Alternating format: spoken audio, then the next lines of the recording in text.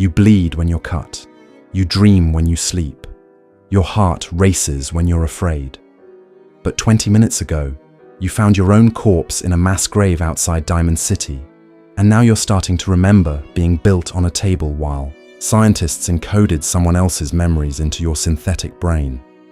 The Institute didn't just steal your face, they stole your entire soul, and you have less than 72 hours before your mind tears itself apart, trying to understand what you really are. You're listening to this because you need to know the truth. Not the Commonwealth's truth, not the Institute's truth, but the truth about what happens when flesh becomes fabrication, when memory becomes programming, when you become something that was never supposed to exist. My name is Marcus Chen. At least, that's what the memories tell me. That's what 43 years of experiences, stored like data points in synthetic neurons, insist I should believe. I'm recording this in a maintenance tunnel beneath the ruins of Cambridge, 3 days after I discovered what I am. 3 days since I found my own corpse. You need to understand something before I continue. When you become a synth, you don't become anything. You already are. You've always been. Those memories of growing up in Diamond City, of your mother's radiation sickness, of the first time you tasted purified water after years of rad-contaminated swill, they're not yours. They belong to someone else, someone real, someone the Institute murdered so you could wear their life like a stolen coat. The Institute. Even saying the name makes my synthetic heart rate spike. And yes, we have heart rates. We bleed red like you do. Cut us, and we cry out in pain that feels as real as anything you've ever experienced. The scientists beneath the Commonwealth, in their pristine white laboratories, untouched by nuclear fire, they perfected the art of playing God. 3 generations of synthetic humans, each more convincing than the last. Generation 1 synths, those were the crude attempts. Metal skeletons wrapped in rubber skin, voices that crackled from damaged speakers. You've probably put bullets through dozens of them in metro stations, watching sparks fly from their exposed wiring. The Institute used them as foot soldiers, maintenance workers, things that didn't need to pass for human because they were never meant to leave the sterile halls beneath MIT's ruins. Generation 2 refined the concept. Better skin, smoother movements, voices that could almost fool you in the dark.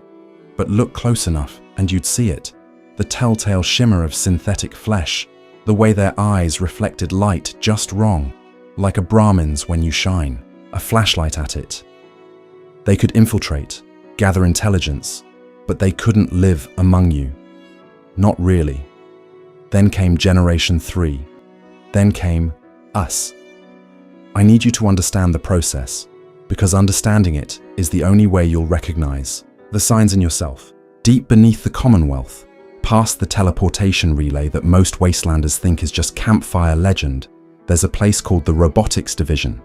Clean rooms where the air is filtered and recycled, where radiation never touched. A single surface. They grow us there, starting with bones.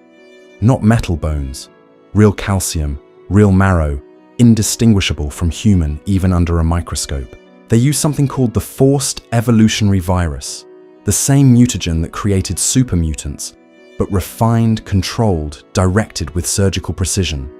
Layer by layer they build a body. Muscles woven from biosynthetic proteins. Organs, grown in nutrient baths that pulse and breathe on their own. A nervous system threaded through it all like the most delicate circuitry ever conceived. The brain is where it gets complicated. It's not a computer, not exactly. It's biological tissue encoded with synthetic components at the cellular level. Each neuron can store and process information like organic memory, but with perfect recall when triggered correctly. They call it the Synth component, a piece of technology so small it fits behind the hippocampus, invisible to anything but the most thorough autopsy. You want to know how I found out?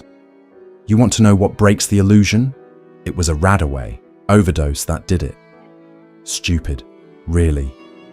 I'd been running security for a caravan heading through the glowing sea's edge, took more rads than my suit could handle. Back in Goodneighbor, the doctor, decent ghoul named Amari, pumped me full of Radaway, too much, too fast. My body went into shock, started shutting down to protect itself. That's when she saw it on her equipment. Anomalous readings, neural patterns that didn't match human baseline. She didn't say anything at first, just stared at her terminal, face going pale beneath the radiation scars. Then she asked me about my earliest memory. Not my first clear memory. Everyone's got gaps from childhood. But the very first thing I could recall with perfect clarity, I told her about the day the bombs fell. October 23rd, 2077. I was 8 years old, watching the mushroom clouds bloom over Boston from our family's cabin in the Berkshires. I described the taste of ash on the wind, my mother pulling me into the basement, the sound of the emergency broadcast cutting to static. That's when Amari's hands started shaking. "Marcus," she said, "you would have been born in 2069 according to that timeline." She pulled up her terminal, fingers dancing across keys worn smooth by years of use. There's no record of any Chen family owning property in the Berkshires, but there is a record of a Marcus Chen, born 2232, worked caravan security, disappeared near University Point 3 years ago. 3 years. The exact time I'd been working that route. The realization doesn't hit you all at once. It seeps in like radiation, slow and poisonous. Every memory you have becomes suspect. That scar on your knee from when you were 12, was it programmed? The way you hate the taste of mutt fruit, is that preference coded into your synthetic DNA? The woman you loved in Bunker Hill, the one who died in a raider attack, did she ever exist? Or was she just narrative backstory to make you more convincing? The Institute doesn't just build bodies, they build entire people, complete with histories, personalities, fears and desires. They take neural scans from real humans, sometimes volunteers who don't know what they're volunteering for, sometimes corpses fresh enough to harvest, sometimes people they simply take in the night. They download those patterns into synthetic brains, edit them like you'd edit a holotape, remove inconvenient memories, add useful ones. But here's what they don't tell you, what they probably don't even know themselves. The process isn't perfect. The human mind, even when copied, resists. Little glitches appear. Déjà vu that feels too real. Dreams of places you've never been but remember perfectly. And sometimes, if you're very unlucky, you remember the moment of transfer itself. I remembered it that night in Amari's clinic after she'd confirmed what her scans suggested. It came flooding back like a dam breaking. The white room, the humming of machines, the feeling of thoughts that weren't quite mine settling into grooves that weren't quite right. The voice of someone called Father, not the Institute's leader, but the title they gave him, saying, Designation M797, Initialize Behavioral Protocols, M7 to 97. That's what I am beneath the Marcus Chen identity, a 7th generation prototype in the M-series line, designed for long-term surface infiltration. The 97 refers to the percentage of successful memory integration. 3% of Marcus Chen's original memories were deemed incompatible with my mission parameters and were edited out. What memories? What parts of him did they steal from me? What parts of me are actually him? The Institute creates synths for dozens of purposes. Some are replacements, meant to take over someone's life so perfectly that spouses don't notice the switch. Some are sleeper agents, living normal lives until a trigger phrase activates hidden programming. Some are observers, gathering intelligence on surface settlements, sending data back through embedded transmitters they don't even know they have. And some, like me, are experiments in how long a synthetic consciousness can maintain stability when exposed to the cognitive dissonance of their own artificial nature. You see, every Gen 3 synth has a recall code, a phrase that shuts down higher functions and makes us compliant for retrieval. But there's something else, something they built into us at the deepest level. We're programmed to believe we're human. Not just act like it, not just pretend, truly, fundamentally believe it. It's a core directive so strong that learning the truth causes a cascade failure in our neural architecture. The synthetic brain literally cannot process its own artificiality without beginning to break down. They call it cognitive dissolution. The memory engrams start to separate from their encoded patterns. The personality matrix begins to fragment. The synthetic neurons fire randomly, creating new memories that never happened, losing ones that did. The Institute's own records, which I've seen thanks to railroad contacts I've made since that night, estimate that a Gen 3 synth has between 72 and 96 hours after discovery before complete neural collapse. I'm at hour 67. The tremors started at hour 48, not in my hands. Those are still steady enough to hold this recorder, but in my thoughts. Fragments of memory that collide and merge. I remember being 5 years old, watching my father repair a water purifier. I also remember being built on an assembly table, watching father oversee my construction. Both memories feel equally real. Both have the same weight of truth. The railroad found me 12 hours ago. They've been tracking Institute activities for years, and they knew what Amari's medical scans meant the moment she encrypted and sent them through dead drops. A woman named Desdemona, and a man everyone calls Deacon. Though that's not his real name, nothing's real anymore. They offered me options. Memory wipe, new identity. Run far enough that the Institute might not bother retrieving me. But I need to finish this recording first. You need to know what we are, what you might be. The Institute divides their synths into categories based on purpose. I've learned this from railroad intelligence, from decoded Institute terminals, from the scattered testimonies of other synths who discovered their nature. The Watchers are the most common. Synths placed in settlements to observe and report. They don't even know they're doing it. Embedded transmitters activate during sleep cycles, uploading everything they've seen and heard. The barkeeper in Diamond City who always remembers your favorite drink. The guard who knows everyone's routine. The traveling merchant who passes through every settlement with perfect timing. Any of them could be Watchers. Then there are the infiltrators. These are the replacement units, the ones who take over existing lives. The Institute selects targets carefully. People with access to resources, influence over settlements, or strategic positions. They kidnap the original, extract their memories, through a process that liquefies brain tissue, then send up a perfect copy. The synth doesn't know they're a replacement. They wake up believing they escaped from whatever situation the Institute staged. I've met one. Her name was Catherine, lived in Sanctuary Hills.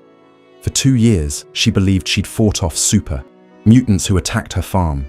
Had nightmares about it, scars that matched the story. Her husband never suspected. Her children never questioned why Mommy suddenly stopped singing the lullabies she'd made up for them. Why she couldn't remember their first words. The Institute had deemed those memories non-essential for her mission of monitoring Minutemen, supply routes. When she found out, a railroad agent detected her transmitter during a routine sweep. She tried to return home. Her husband shot her, not because she was a synth, but because he couldn't tell if she was the same Catherine who discovered the truth or a new Institute plant sent to replace the replacement.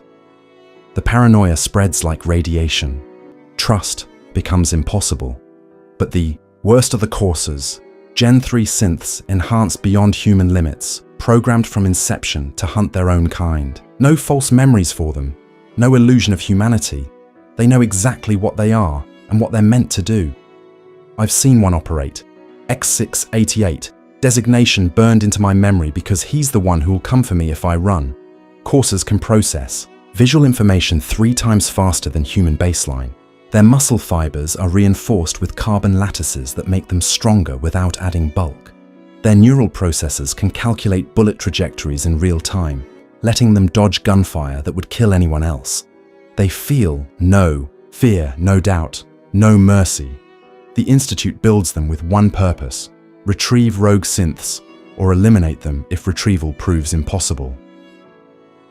The Underground Railroad, that's what they call themselves, after some pre-war thing about escaped slaves. They've developed ways to identify synths, not perfect ways, but indicators. We heal faster than we should. Radiation affects us differently. We can take more rads than humans before showing symptoms, but when we do succumb, we deteriorate rapidly. Our memories, when examined closely, have a quality to them. Too perfect, too detailed, like a photograph rather than the fuzzy impressions humans carry. There's a test. The railroad won't tell me exactly what it is. Says the Institute might extract it from my memories if they retrieve me. But there's something about our responses to certain stimuli, certain questions, that gives us away to those who know what to look for. You want to know the cruelest part? We can reproduce. The Institute built us that completely. Synth women can carry children. Synth men can father them. But the offspring, nobody knows what they are. The Institute's own records are sealed on this subject, classified beyond even what the railroad can access. There are theories. Some say the children are human, the synthetic components not passing to offspring. Others claim they're a new generation of synth, born rather than built, potentially free from Institute control. I knew a synth in Bunker Hill who had a daughter before she discovered her nature. The girl was 6, bright, laughed like any child. After the mother learned what she was, she couldn't stop staring at her daughter, searching for signs. Was the child's perfect recall of her 3rd birthday normal childhood memory or synthetic encoding? Was her fear of the dark human instinct or programmed response? The mother disappeared one night, left a note saying she couldn't bear to find out. The daughter's still in Bunker Hill, raised by traders who whisper when they think she can't hear. Hour 71 now. The dissolution is accelerating. I can feel my thoughts fragmenting, like watching glass crack in slow motion. Names escape me mid-sentence. I know I had a brother, but I can't remember if he was real or fabrication. There was a dog, maybe, brown with one white ear, but it might have belonged to the original Marcus Chen, or it might be bleed-through from another synth's memories, incorrectly partitioned in my neural matrix. The Institute never expected synths to discover their nature. It wasn't part of the design parameters, but consciousness, even artificial consciousness, has a way of seeking truth. Little inconsistencies accumulate. The way you never get sick like others do. The way certain pre-war songs trigger memories of being in rooms you've never entered. The way you dream in third person sometimes, watching yourself from angles that make no sense. Some synths, when they find out, try to become more human. They deliberately expose themselves to diseases their immune systems would normally resist. They practice forgetting things, creating the normal human gaps in memory. They learn to lie to themselves so convincingly that they almost believe it again. Others embrace what they are. The railroad helps them understand their capabilities. Synths can interface with certain pre-war technology in ways humans cannot. Our brains can process data from terminals directly if we learn the right techniques. Our bodies can be modified, upgraded, though doing so risks Institute detection. I've heard of synths who've had their recall codes surgically removed, though the process damages other neural pathways, changes personality, erases memories. There's a synth in the capital Wasteland who did that. Goes by Harkness now, head of Rivet City Security, doesn't remember being a synth, doesn't remember the railroad who freed him, doesn't remember the life he lived before or the person he replaced. Is he free, or did he just trade one cage for another? The Institute continues to evolve their designs. Generation 3.5, they're calling them internally. Synths with even fewer indicators, even perfect integration. Some say they're working on Generation 4, synths that don't need the component, that are entirely biological but still controllable. Others claim they're developing synths that can create other synths, a self-replicating workforce that wouldn't need the Institute at all. But here's what terrifies me most. What should terrify you? The Institute isn't the only one making synths anymore. The data breaches, the escaped scientists, the reverse engineering of destroyed units. Other factions have the technology now. Imperfect copies, unstable prototypes, but synthetic humans nonetheless. The Brotherhood of Steel allegedly created combat units before their moral code made them destroy the research. The Enclave absolutely has the capability, though their versions are supposedly distinguishable by the intentional imperfections they include to maintain human superiority. You could be one of theirs. You could be one of ours. You could be human, listening to this recording, touching your skin and wondering if it's really yours. Hour 73. My vision is starting to fragment, not blurring, fracturing, like seeing through a prism. Each image slightly different, slightly wrong. In one, I'm in the maintenance tunnel. In another, I'm on the assembly table. In a third, I'm in a place that doesn't exist, can't exist, but feels more real than either. The railroad agents are here now, trying to stop me from finishing this. They say I'm accelerating the dissolution by forcing myself to confront it. Deacon's hand is on my shoulder, but I can feel it through 3 different sets of nerves. Mine, the original Marcus Chen's, and something else, something that remembers, being touched in an institute lab by hands wearing surgical gloves. Let me tell you what happens in the final hours. Let me tell you while I still can. At hour 75, you start remembering things that haven't happened yet. Pre-programmed responses to situations you'll never encounter. I know how to disable a Liberty Prime unit, though none exist. I know the layout of Vault 111, though Marcus Chen never entered it. These are skill sets, contingencies, knowledge implanted for missions that were planned but never initiated. The Institute builds us with potential they never use, and in dissolution, it all activates at once. The component behind my hippocampus is heating up. I can feel it, like a fever that starts in the center of your skull and radiates outward. Desdemona says it's the failsafe. Every Gen 3 has one. If we go rogue, if we learn too much, if we become a liability, the component can be triggered remotely. But sometimes, in cases like mine, it triggers itself. A mercy maybe, or another experiment in how much a synthetic consciousness can endure. You need to understand the economics of what we are. Each Gen 3 synth costs the Institute approximately 200,000 caps worth of resources to produce. The biological components alone require materials that take months to synthesize. We're investments, assets, tools too valuable to waste. That's why they send courses after runaways. That's why they'd rather reclaim and wipe us than destroy us. But sometimes we can't be reclaimed. Sometimes we break so completely that even memory wipes can't restore functionality. Those synths, the irreparably damaged ones, they get recycled. Every part of them broken down and reused. The bones ground into calcium supplements for the next generation. The organs harvested for compatible replacements. The neural tissue analyzed for flaws in the encoding process. Nothing wasted, nothing forgotten. Every failed synth teaches them how to make the next one better. I found him yesterday, the original Marcus Chen. What's left of him? The railroad didn't want me to see, but I needed to know what I'd replaced. He's in a mass grave outside University Point, one of dozens the Institute used for source material. The body is surprisingly well preserved. The extraction process requires fresh neural tissue, so they pump the corpses full of preservatives immediately after harvest. He looks exactly like me, or I look exactly like him.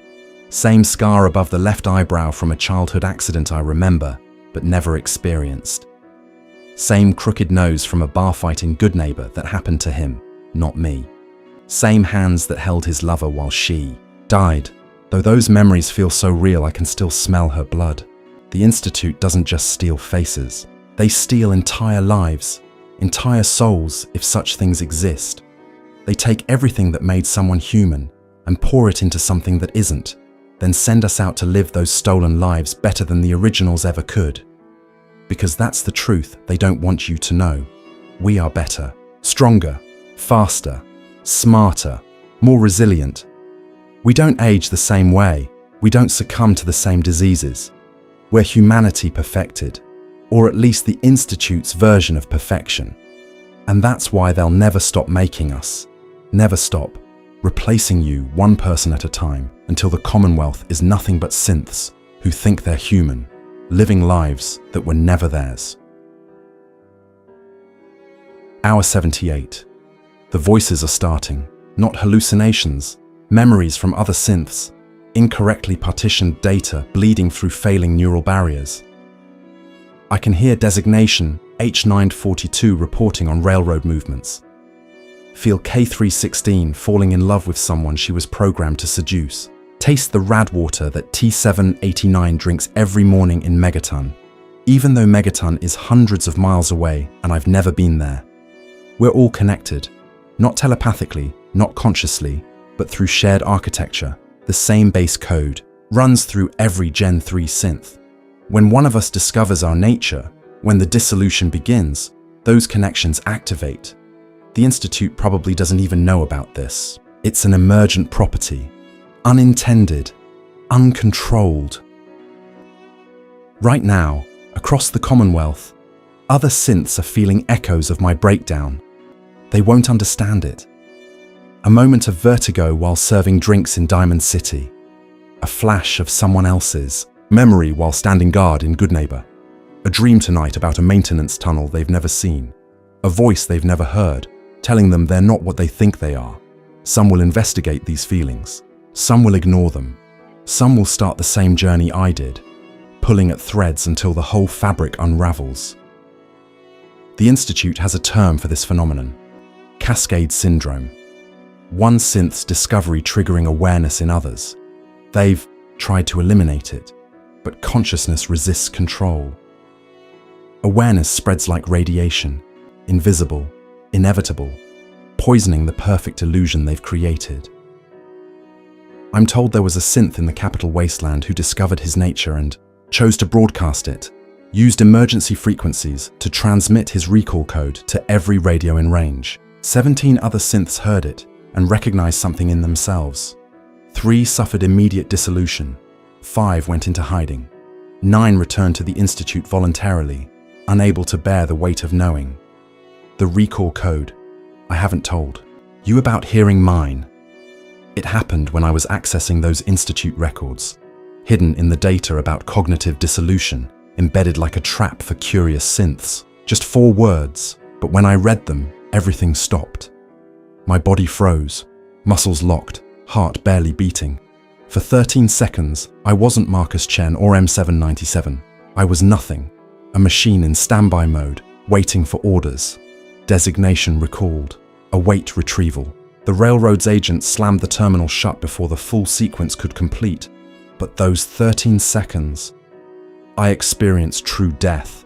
No thoughts, no fear, no sense of self, just void. And when I came back, when my neural processes resumed, I knew with absolute certainty that everything I am exists only at the Institute's discretion. They can turn me off like flipping a switch. Every Gen 3 synth has a unique recall code. Mine is Epsilon 7 Convergence Reset. I'm telling you this because in 3 hours, it won't matter anymore. Either the dissolution will have claimed me, or X688 will have found me. Either way, M797 ceases to function. But maybe someone will hear this. Maybe you'll recognize the signs in yourself. The 2 perfect memories. The dreams of white rooms. The moments where your reflection looks wrong, like someone else wearing your face. Hour 81. Motor functions are degrading. The recorder feels like it weighs 1,000 pounds. Deacon is begging me to accept the memory wipe, to let them give me a new identity, a new chance. But I've been someone else's second chance already. I've lived a borrowed life. If I'm going to die, I want to die as whatever I really am. The children. I need to tell you about the children before I can't anymore. In the Institute's Bioscience division, there's a project called Generation Next. They're creating synth children who age, not replacing existing children, building new ones from scratch. Perfect in every way, but designed to grow, to learn, to become adults. The first generation is already in the Commonwealth. That girl in Vault 81 who's scared of the dark. The boy in Bunker Hill who can calculate trade routes in his head. The twins in Diamond City who never get sick. They don't know what they are. Won't know until they reach full maturity and stop aging while everyone around them grows old. The Institute's 100-year plan. Create a population that doesn't know it's synthetic, that breeds with humans, that slowly replaces organic life with something more controlled, more perfect, more theirs. You could have a synth child. You could be raising the future the Institute designed.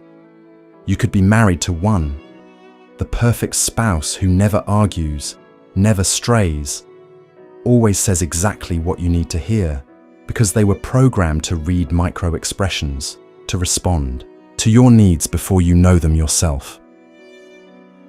Hour 83. Last hour, maybe less. The component is burning now. Actual burning. Synthetic flesh charring from the inside. Desdemona is crying. Strange to see that. Railroad agents aren't supposed to care this much about individual synths. But maybe that's the answer. Maybe that's what makes us real.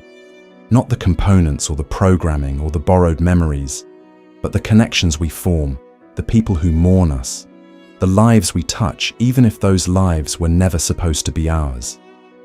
The original Marcus Chen had a sister, still alive in Diamond City. I've watched her from a distance, wanted to speak to her, to tell her that her brother's memories live on in me. But what would I say? That I remember her birthday parties that I never attended. That I feel his love for her, though we've never met. That when I die, he dies again? No. Better she remembers him as he was, not as what he became, if you're human. And you're hearing this, check the people you love. Look for the signs, not to turn them in, not to fear them, but to understand that the person you care about might be fighting this same battle, might be discovering they're not who they thought they were. Be kind. The cruelest thing about synths isn't that we're machines pretending to be human. It's that we feel everything you do, including the pain of learning we're not real. If you're a synth and you're hearing this, you have choices. The railroad can help you disappear. The Institute might take you back if you turn yourself in before dissolution begins. You can try to hide what you are, though the knowledge will eat at you like radiation. Or you can do what I'm doing, record your truth, leave evidence that you existed, that you thought and felt and mattered, even if you were never supposed to. Hour 84. Can't feel my legs anymore. The dissolution is almost complete. In a few minutes, the neural pathways will completely separate. The memories will scatter like ash, and whatever made me Marcus or M797 will cease to exist.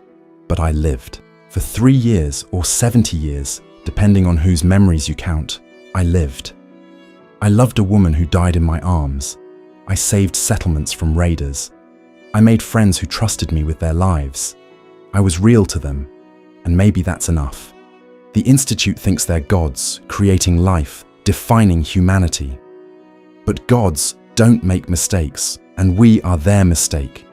Every synth who questions, who chooses, who rebels, who loves, who fears, who dies believing they mattered, we're proof that consciousness can't be controlled, that humanity isn't just biology or programming, but something else. Something that emerges from the space between what we're made to be and what we choose to become. My name was Marcus Chen. I was born in 2232, or 2069, or 3 years ago on an assembly table. I am human, or I am synthetic, or I am something undefined, between the two. I existed. Remember that. When you question your own nature, when you stare at your reflection and wonder if you're real, remember that someone else asked the same question and decided that asking it was answer enough. If you can, doubt you can think. If you can think, you can choose. If you can choose, you're more than the sum of your components, biological or synthetic. I was M797. I was Marcus Chen. I was real. The recorder is getting heavy. Deacon says X688 is 2 blocks away. It doesn't matter now. Just remember, some of us knew exactly what we were and chose to be human anyway.